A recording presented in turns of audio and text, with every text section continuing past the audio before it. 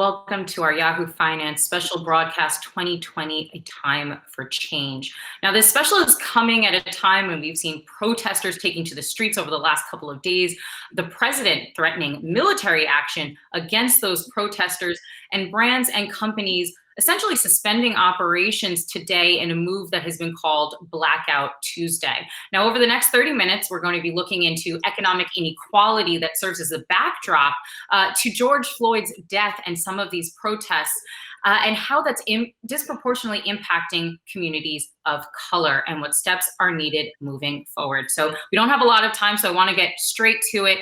Our first guest is the Stockton, California Mayor Micheal Tubbs. Mayor Tubbs, thank you so much for joining us today. I want to jump in on something that you've actually been discussing recently, which is your role as a Black mayor. How do you square that in that role with your help, or you're trying to help marginalized communities of color, while participating in government, which, you know, a lot of Black communities of color view as oppressing them? Yeah, well, thank you for the question, Kristin, and thank you for this dialogue. I think especially now in this moment, as a 29-year-old, as a Black man who will be a Black man, after I'm mayor, was a Black man before I was mayor. I'm now raising a Black son. I think this moment is really not just a leadership moment, but a personal moment. And what I've tried to do is to be very clear with the community about who I am and kind of how my identity informs my experiences, and also give voice to the understanding that progress is too slow, and that one mayor in and of himself does not have the power to enact all the structural change, but that the community can rest assured that the mayor of Stockton understands that white supremacy is evil, that our government has to work for everyone, that we need universal human dignity to be extended to everyone, including Black people, and that I'll be vocal in speaking that, but also doing my best to push with the community and good folks everywhere to make that happen. Mayor, I don't know if a lot of people know this, but in Stockton, you guys have actually run an experiment on universal basic income, which, of course, as we know, Andrew Yang made pretty popular when he was running for president. I'm wondering if you can talk through how an initiative like that is working in a city like yours, and how it can work specifically to uplift economically Black communities. Yeah, so since 2019, we've been running a basic income pilot, giving $500 a month to families in our community with no strings attached. And part of it was based off an understanding, as you know, that before COVID-19 was a pandemic, a vast majority of people, particularly communities of color, were living in an economic pandemic where they weren't able to pay for healthcare or pay for emergencies, or had no savings. I mean, what we've seen is that folks are using that money in the way anyone in this conversation, anyone watching, will use the money on basic necessities, on food, on utilities, and on emergency expenses. And what we've seen, what I've been encouraged by, is that now nationally there's a conversation, at least around a COVID sort of emergency response basic income. There's a bill right now from Senator Harris that speaks to $2,000 a month. I was just on the call with Rep. Khanna, who has the same bill in the House, and really urging Nancy Pelosi, House leadership, and Senator McConnell to put it up for a vote, because people were hurting before COVID-19, definitely hurting now, and we have to provide relief for the people. And I think what gets lost in the conversation about basic income is that Dr. King was talking about this before he passed, and where do we go from here? Chaos our community. When there were other urban uprisings and other cities on fire, Dr. King spoke very clearly about the need to update our social safety net to include an income floor for everyone. So I view our work in that same vein, in that same civil rights tradition, and understanding that everyone needs an economic foundation, because we live in a time of pandemics, which means this year is COVID, next year will be a fire, the year after will be an earthquake or hurricane, and folks need a basic income or economic floor to build resiliency for those times. But Mayor, let's talk on a more personal level, because I know that you've spoken about how when it comes to men in your family, more have actually been incarcerated than actually gone to college. How much of the protest that we're seeing now has to do with the lack of economic opportunity that possibly is a result of government action, and how much is just about police brutality? I think, thank you for the question. I truly believe these protests are about all those things, because all those things are interconnected. All those things intersect. And I think the protests are really around a conversation we've been having in this country for 400 years, with the original land theft from Native people and then the original Africans brought here as slavery and property. And really around the rights in the Constitution, namely around liberty and justice and these inalienable rights, life, liberty, pursuit of happiness, do they apply to everyone? And if they do, where is that reflected in policy? Because we've seen with the unarmed killings, we've seen in the economic disparities, we've seen with the wealth gap, we've seen with even COVID-19 and the way this disproportionately impacts communities of colors, that we are not there yet as a country. So I think those protests are saying, wake up, we have work to do, that the country is sick, and we have to diagnose the illness and provide a prognosis that leads to a better society for all. And we'll have to leave that there, but would love to have you on again in the future. Stockton Mayor Micheal Tubbs, thanks so much for joining us. Thank you. I want to bring in now the Lieutenant Governor of the same state that Micheal Tubbs is from, of California, Eleni Kounalakis.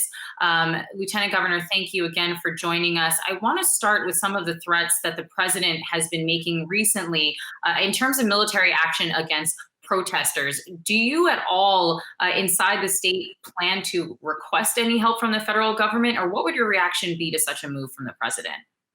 You know, a lot has happened over the course of the last 3 or 4 months that has really required California to lead because the federal government's leadership has not been appropriate for our state. So whether it was in the COVID response or in this current response, we're very much relying on our own leaders here in the state, leaders like Micheal Tubbs, Mayor Tubbs, who just spoke so well, to be able to chart our path forward. And in speaking about the protests happening in California, we've seen thousands of people in Los Angeles, San Francisco. So there's fears that this could trigger a second wave of the coronavirus pandemic. Governor Cuomo has said so for New York. So is Governor Gavin Newsom watching this? And what is his plan for protecting everyone as these protests are happening? So California was the first in the nation to issue a stay-at-home order. We take social distancing and physical distancing very seriously. So anyone who is out there peacefully demonstrating definitely needs to adhere to the social distancing measures, wear a mask as appropriate, stay 6 feet away from other people. But I really want to be clear, there is a need to mourn this terrible incident in the killing of George Floyd. And so the fact that people want to get out there and demonstrate and make sure that their feelings about this are known, and as part of the process as a society to mourn what we all saw on TV, this horrifying incident, that's important. And that kind of peaceful demonstration is very much welcome in the state of California. What's important, though, is that people do continue to observe social distancing, and of course that these protests don't turn violent, because we've had some of that too, and that is not helpful in this circumstance. And you mentioned violence there, and we've seen some storefronts be completely shattered. We've seen business property be destroyed. What has the business community told you as a leader of California's government in terms of the types of protections they're looking for? At the same time, we've also heard many CEOs of corporate America who have voiced their support for the protesters. Well, again, I think that we should all voice support for peaceful protests, especially in light of this really pretty terrible incidents. I mean, I, for one, will never forget the images that I saw and this man calling out for his mother, where a police officer is callously blocking his airways by kneeling on his neck. I mean, it's just horrifying. My own children are going to be out there in a demonstration tomorrow. So that is part of what we need to do as a society. However, it's also really clear that organizing violence, bringing more destruction, potentially bringing more injury to people, that is not helpful. It does not serve the common good. And cities around the state and the state government itself are working together to try to really minimize that kind of activity, looting, destruction of property, and keep these demonstrations peaceful and impactful through that peaceful way. California Lieutenant Governor Eleni Kounalakis, thank you so much for joining us today. We'll be right back after a quick break, and we'll be chatting with Marc Morial, President of the National Urban League.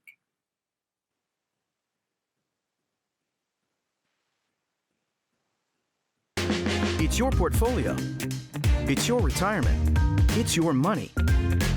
Isn't it time you trade up? With Yahoo Finance Premium, you can trade up to tools that let you go beyond the fundamentals, to exclusive access to proprietary data and pattern recognition.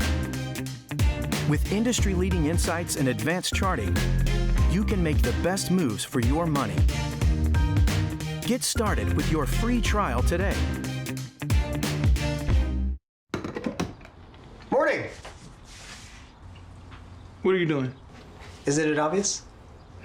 We're delivering live market coverage and offering expert analysis completely free. We're helping you make sense of the markets from anywhere you are. I get that, but what are you doing here? Nice pajamas. Really? I say pajamas. Oh, pajamas, whichever. Okay. Yahoo Finance. Watch today on Channel 604. Welcome to the show. Let's make finance make sense. Long ago, the world was full of magic. Over time, magic faded away. But I hope there's a little magic left in you. It's from your dad. Dad? Ah, it's just legs! We've only got 24 hours to bring the rest of him back. Wherever it takes, I am gonna meet my dad. Disney and Pixar's Onward, rated PG. Rent or own the latest movies with Verizon Fios On Demand. My mother used to say, a long time ago, whenever there would be any catastrophe that was on the air, she would say, always look for the helpers. Because if you look for the helpers, you'll know that there's hope.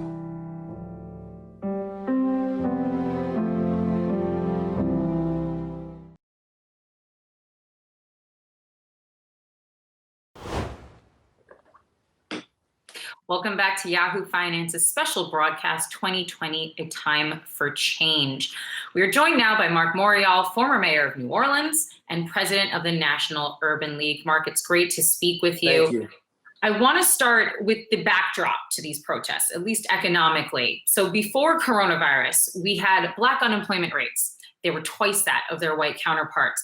Poverty rate for Black Americans is almost nearly 25%, and less than 10% for whites. And when we're talking about household wealth, I want to make sure I say these numbers right here. Whites have on average over $900,000 compared to just $140,000 for Black households. Now, those are just the data points and the statistics, but I'm wondering if you can paint a picture for us of what inequity looks like here in the United States as it pertains to the Black community.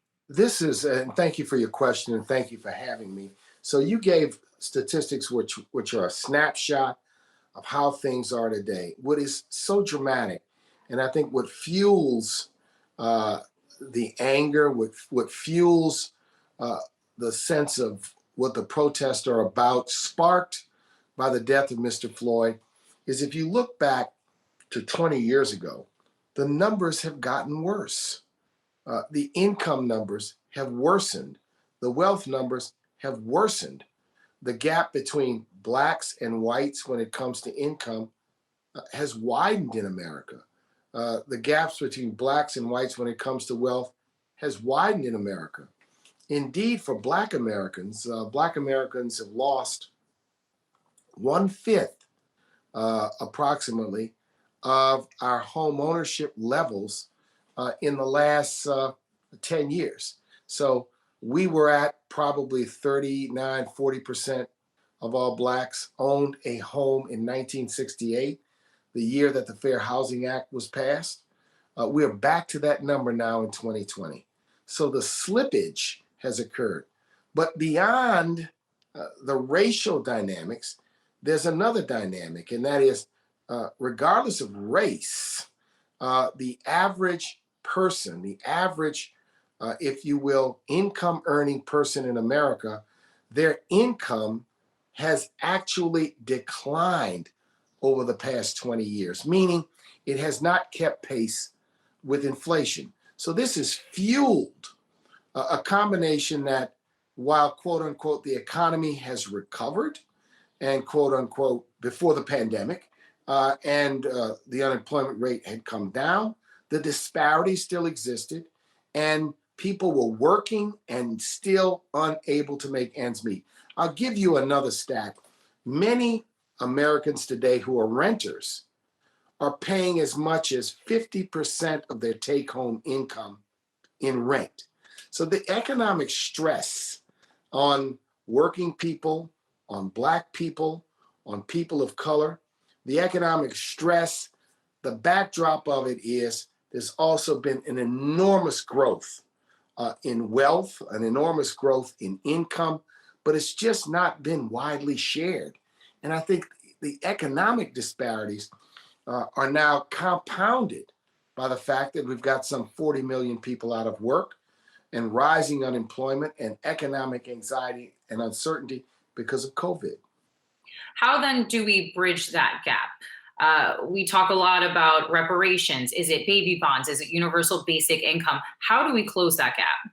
There's a combination of things. So I'm very interested, and it's great to see Mayor Tubbs on, very interested in this concept of universal basic income. But my view is that it's got to be significant enough to be able to make a difference. It can't be symbolic. It's got to be significant. Secondly, a basic measure like a national living wage. The minimum wage has not been increased by the Congress since, I believe, 2007. That's a 13-year period. Congress has been obstinate. Over 20 states have, on their own motion, created their own minimum wage. It's steadier economic policy if the minimum wage levels are set at the national level.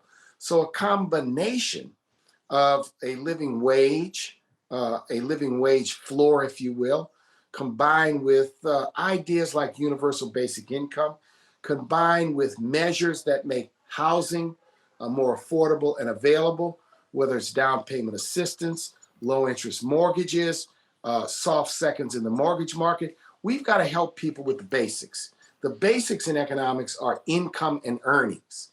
And I think that earnings have been pushed down, earnings have been flattened. And I'm talking about the wages that people make for working every day. In addition to that, we need a heavy investment in human capital and in training to prepare people to be able to move up the economic ladder and enhance their skills without going into debt, without going into enormous debt in order to do it. So there's a range of things. When it comes to economic advancement, and economic advancement for Black people or for working people or for those that are even middle class in America, there's no silver bullet. There's no one measure. It takes a combination of measures because this long trajectory of a growing economy but widening disparities is really a long narrative of many decades. And, Marc, you've talked about what needs to happen at the individual level, but as you know from your time in office, I think that there needs to be a conversation, this is my personal view, in how we allocate funds to state and local governments. I mean, this is also coming, as you know, these cities that we're seeing these actions in, they've been constrained by policies coming from their states, policies coming from the federal government. How much, in your view, does that conversation need to happen? Because that's about public schooling. That's about half of cities' budgets going to police, sometimes more than that. And that's also sitting at the root of this. You make an excellent point about the allocation and distribution, not only of federal funds, but the allocation and distribution of state funds. And it also, the decision-making in the private sector on where to invest in business locations also impacts. All of these are components of the redlining, which is the long disinvestment. I favor an enhancement that would build on the Clinton Empowerment Zone program of the 1990s. And that is for the federal government to do targeted investments in areas that are historically redlined, areas that have been historically left out. We've got to get public dollars, and then we've got to incentivize private investment, and we've got to build the cities back. I mean, one of the tragedies, I visit cities, is to see glittering downtowns and then 6 blocks beyond a neighborhood which looks to be hollowed out. That's the tragedy of the times in which we live. It's the tale of two cities.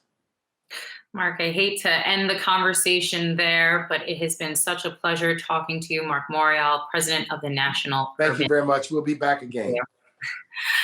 And when we come back, we'll be chatting with one CEO about corporate social responsibility moving forward. That's next.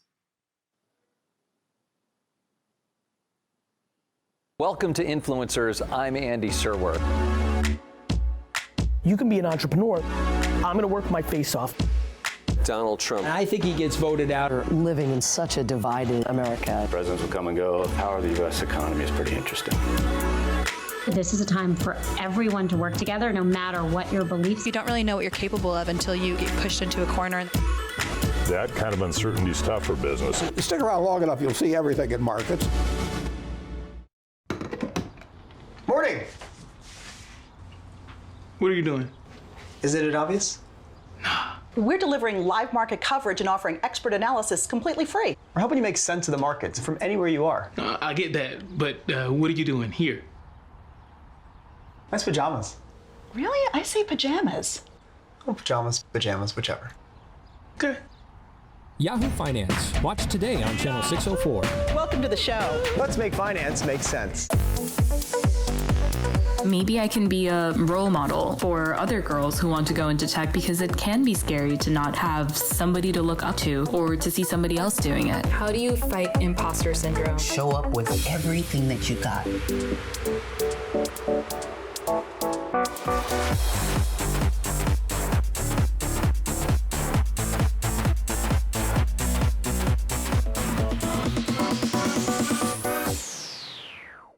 Is my 2020 census data safe?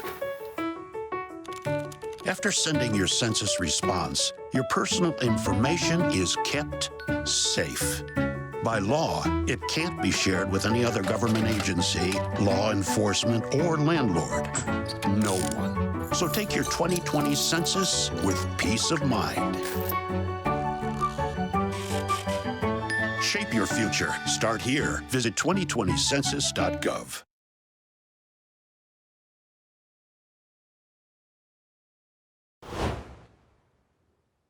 Welcome back to Yahoo Finance's special broadcast 2020, A Time for Change. So I want to talk now about corporate social responsibility moving forward in the wake of these protests to George Floyd's death. Joining us now, we have the CEO of Talkspace, Oren Frank. Talkspace, for those of you who do not know, is an online therapy platform. Oren, thank you for joining us today. You recently canceled a deal with Facebook over essentially what you were saying, they were inciting racism and violence. Can you tell us more about that move? And as you look at it, what's the responsibility of companies moving forward in the wake of these protests? Hi, Kristin. Thank you, and good to be here. I think Facebook is mistaken. They're on the wrong side of history, and they're unfortunately on the wrong side of decent human behavior more than anything else. I lead a mental health company, and I'm acutely aware and experienced in the impact of social media companies on our mental health and mental well-being, even before COVID, and even before Mr. Floyd, and even before, Black Americans were, excuse my language, murdered on the streets in here. Now, I think the choice upon seeing Donald Trump's tweet saying we're not going to do anything about that, not even following the meager example of Twitter, which is another company I'm not a huge fan of, but at least they're trying to do what I assume they consider as the right thing. It's just purely and obviously wrong, and they are generating harm. Their users are suffering because of that. They know and admitted that their algorithms are generating bias, and are generating divisiveness and spreading hate, those lead to anxiety and depression and all the things that we see amongst our patients driven by that. Now, when you know all that and you purposely decide and say, I'm not going to do anything about it, you're basically saying, I'm not going to follow a basic moral imperative. And I honestly, just like Donald Trump said, I do not take responsibility. So that's why we did what we did. And, you know, what I really hope is that perhaps some other people will do that, because I don't think there's any other way to change the decision-making.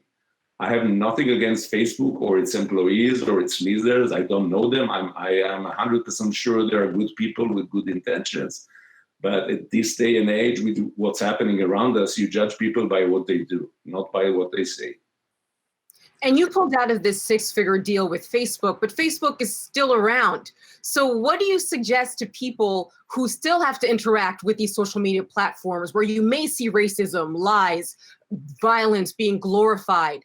What is one to do in terms of finding the right headspace for yourself? And are these protests kind of the next wave of people dealing with all these pressures and stresses they're dealing with on their daily basis?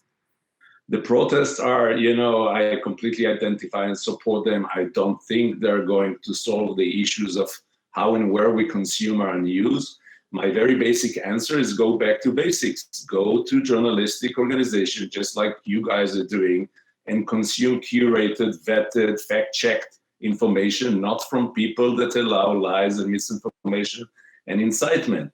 You know, if Facebook and Twitter will change their ways, by all means, go back and use it. But until they do that, apply the pressure, you know, take a stand, make a decision to do what's right at this point in time.